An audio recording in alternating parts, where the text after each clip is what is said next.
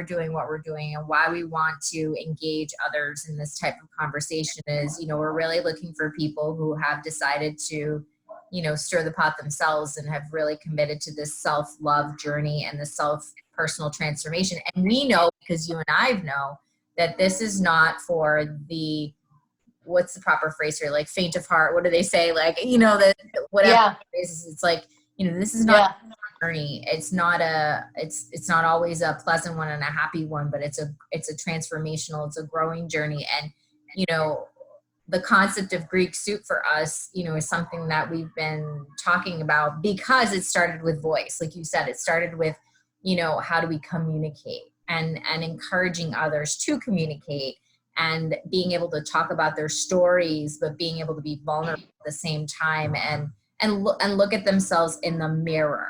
And that's really what my dog agrees. And that's see, that's a sign. And that's so beautiful. That's so beautiful how you put that, because we've been doing the work. I mean, remember how we used to audio message, but we still do all day long for a whole year. And we would say at the end of the day, we should really take this onto it. We should do a show, because there was so much growth and learning. I know, see, excited. We got so excited to share this, but then other people started coming into the mix and we're like, we're onto something. We're onto something. And I think it's about sharing stories. We're storytellers, and we have to bring back the power of telling the story in a way, in a safe space, and in no judgment, openness. It's a sisterhood. It's all about healing. It's like healing old wounds and moving toward a new tomorrow. And it's so beautiful too. What our goal really here is to say the unsaid, unspoken word, right? What we've hid, what has been secret, what has been protected, what has been held on to is what we're encouraging others to do, because that's part of our journey and how we've learned, have grown, thrive through, right? The only way is through, kind of a thing. And we would love to see others do the same. What really Greek soup is all about, because when we think about you and I, we love avolemano. It's like our favorite soup. And but we know that the only way through is to stir the pot, and we want others stir the pot, and that's really where this concept came from. It's interesting. When I used to go to Greece every summer, and I would go to the village, to the Choreo, and I would sit with the yayades, all the elderly women, and we would get together for coffee or to eat lunch or whatever, and I would just hear stories. And I was like 12, 13, 14. Every time I go, I'm so obsessed with the story. It's a story. It's our story. And the more you share in that story and invite people in, there is this beautiful energy that comes from it. It's beyond healing. It's really keeping the stories alive, the stories that these yayades told me, these women, and the lessons that the influence, and I just think it's in our DNA. We're Greek, and we like to tell a story, but we also like to share. We philosophize. That's another thing that's in our DNA, and there's so much power in that, and healing in that. It's like medicine for the soul. Mm-hmm. But I think what's interesting though is maybe it's not about really reserve a little bit for yourself, because you need to just keep some stuff to yourself, but it's really tapping into processes and like systems of how people have transformed. There's like common denominators between everyone's story. And I talk about string theory in the book that I'm writing. It's like there's a string that connects all of these stories. It's a word, it's a routine, and it's all the same, but the details are different. And that's really like Greek soup, like avgolemeno. It's all kind of the same. It comes out a little different for each person, but we still share the recipes. Right. You know what I mean? We still Right. try to learn new techniques of making it, to getting it Absolutely. better. It's the quest Absolutely. to make the perfect avgolemono. Right. You know? Absolutely. Absolutely. I think that's a wonderful concept to think about it as, that it's, you know, it's still soup. You know, like we get into like Greek wedding, right? It's like, in the end, we all eat soup. Yeah. You know, And but sometimes, like my mama is like, you got to stir the pot all the time. But then other people are like, you stir it 3-4 times. You got to let it sit and then you stir it. you constantly have to stir it in the way that you stir, right? Like, you get it. You know, I think that there's, you know, and it's interesting because I heard a door shut, you know, a minute ago, and I think part of our stories too in this lineage is like, you know, for some of us, I think, you know, there are doors we have to shut too, and that we don't always necessarily have to hold on to these old recipes that don't taste as good anymore. Right. That we Bravo. have That's new a good point. ones because people have created new ways of doing things in a more efficient way, or we don't have to hold on to them anymore, right? We can create our own. And I think that this is also part of it, and how we look at it and how we're stirring our own pot. And there, you know, I think that we can, you know, like when I think about anxiety, right? It's like you said, you can stir it 3 times and that's all. But for others, sometimes you stir it way more and it's unnecessary. And I think that there's lots. Right. It's so true. So this is what we're here to do, ladies and gentlemen. We're here to help you stir the pot and to look at things from lots of different angles and perspectives to help you live the life ultimately that you were meant to. And, you know, as we talk about our story along the way, we're going to invite you to do the same thing as well.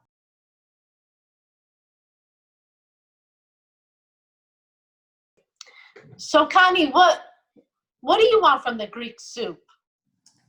Honestly, let me keep holding my black tourmaline. Honestly, I want people to see real conversations and not scripted shit. Like I don't want, you know, like I love typical shows and it's like people are, you know, they've got, yeah, I get it. You got to have bullets. You got to talk about stuff. But I think really what our goal here is that, you know, real breakthroughs, real growth happens in the unrehearsed.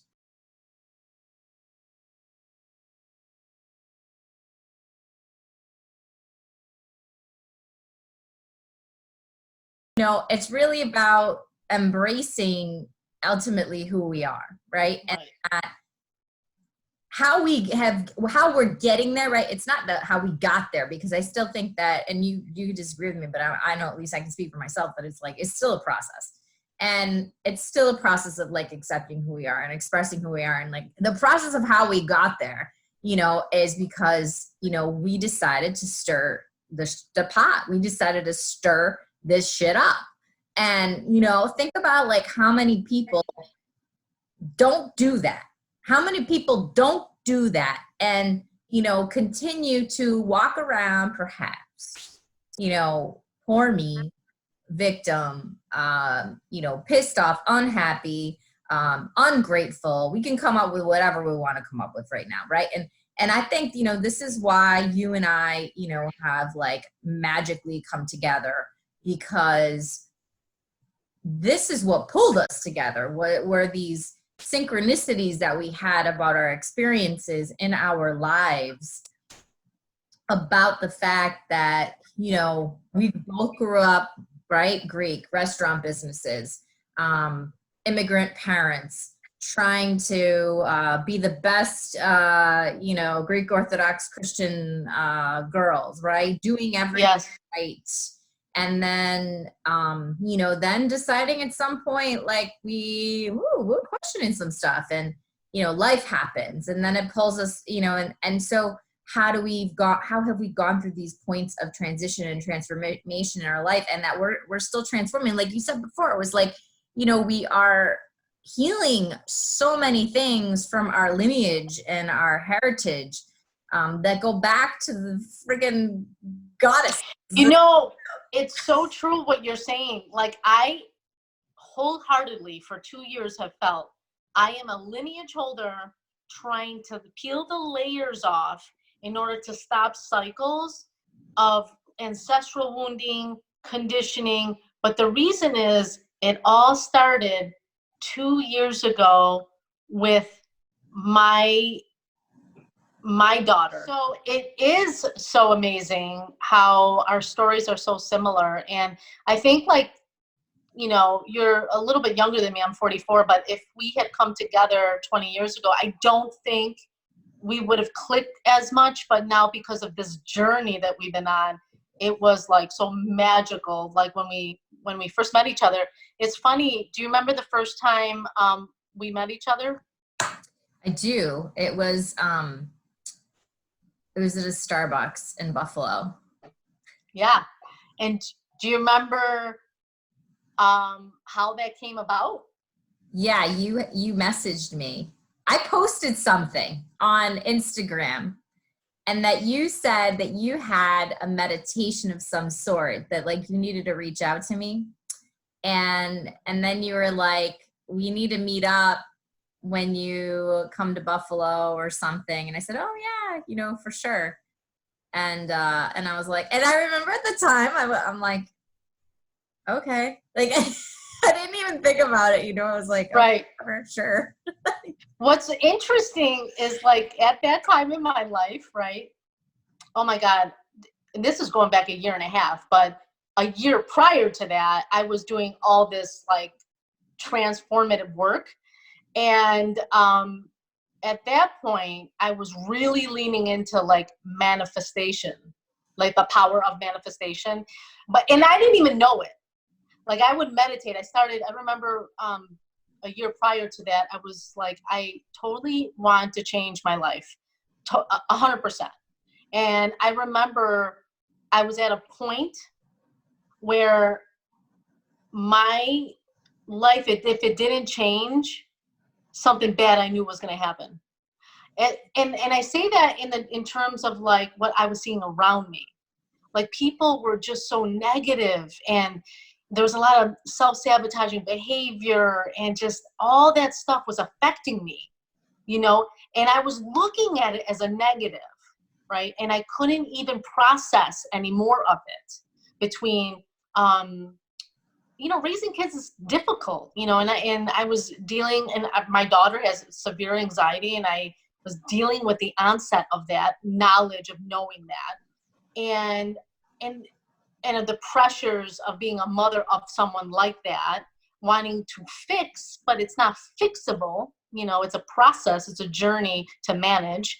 Right. And so there was all these things going on. So I said to myself, innately, it came this transformative period about 2.5 years ago, after, there was a string of suicides in my industry that I was in, and a few friends, my best friend's brother, it goes on and on. There was so much disdain and negative energy, pain, heartbreak, and I was like, right?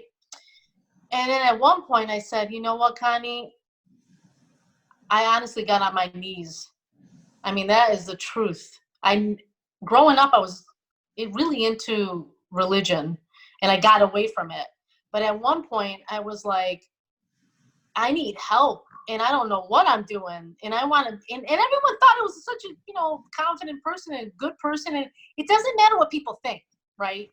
It matters what you think about yourself. Mm-hmm. And there were so many blockages and things like that. But anyhow, long story short, I remember getting on my knees at one point 2.5 years ago.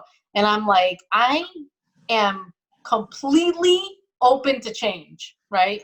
And so me surrendering, it was like a metaphor. It opened up all these gifts that I started seeing.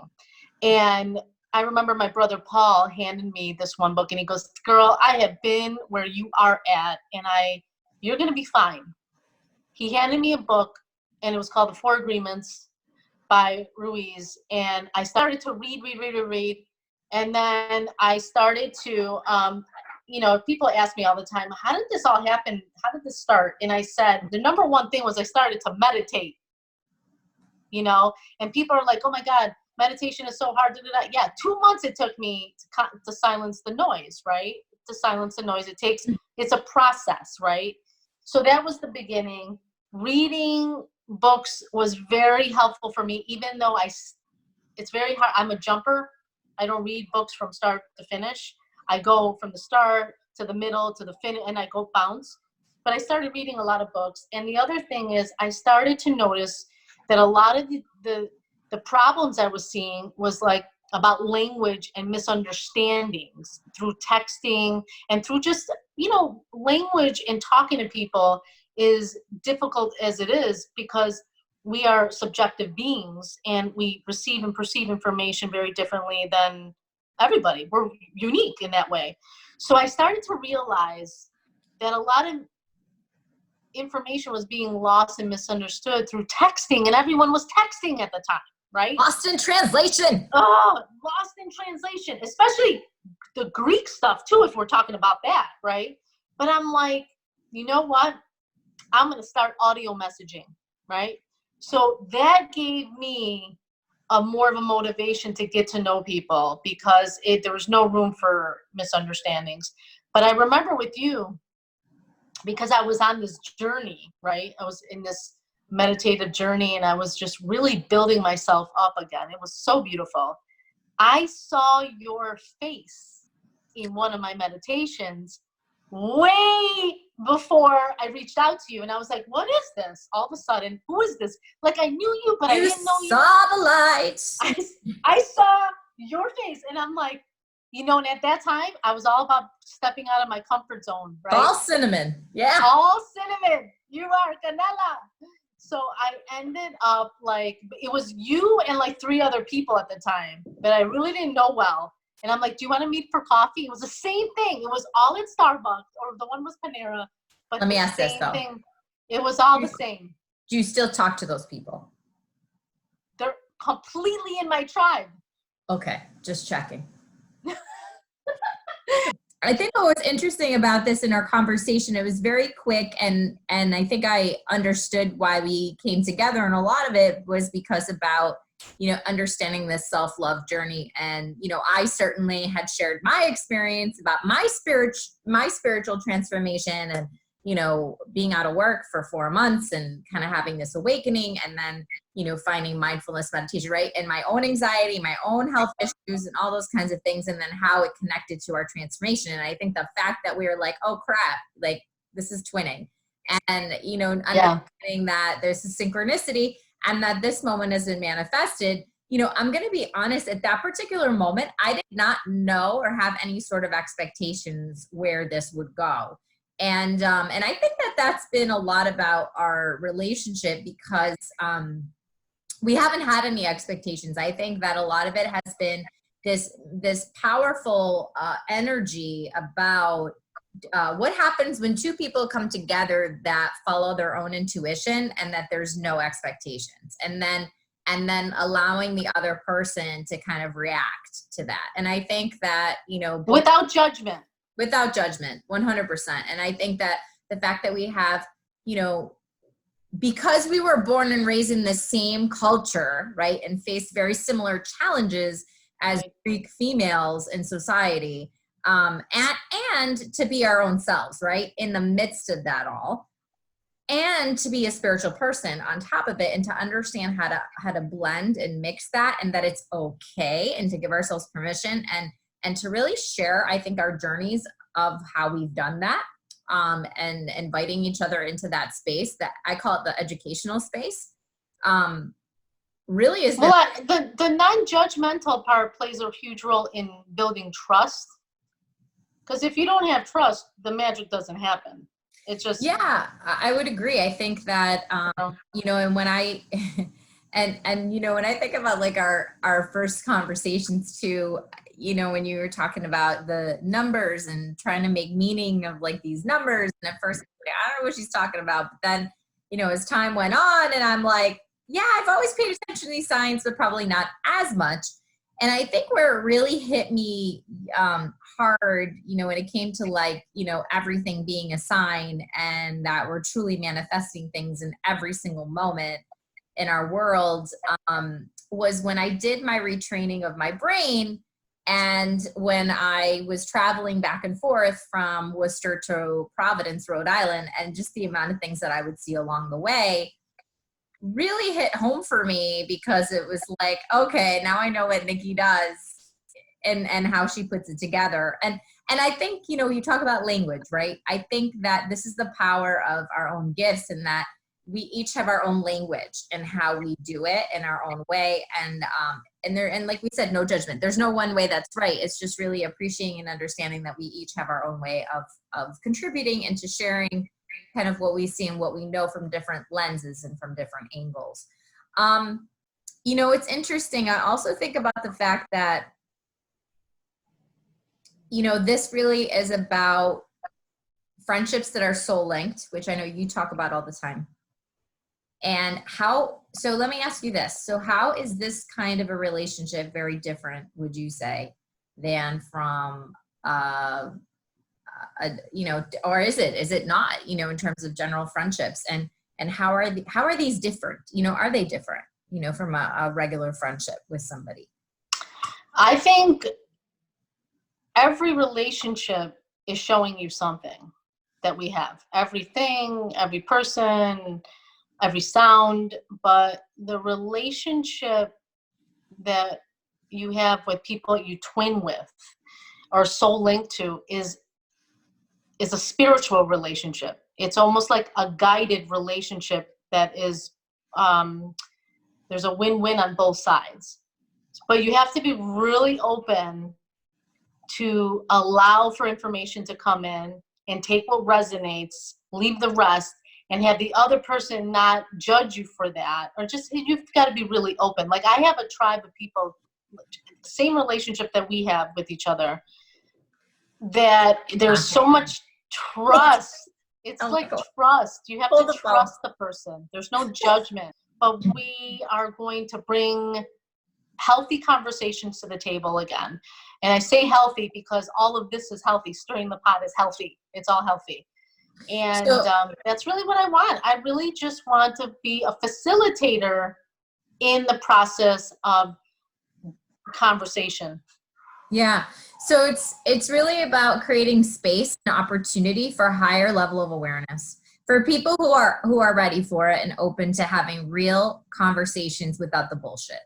Right. Without the bullshit. And we're also feeding and fueling people's souls, kind of planting seeds, leading by example. That's what I want. Actually, that's what I want in my life in general. This is just one aspect of it. And I'm wearing one hat with everything.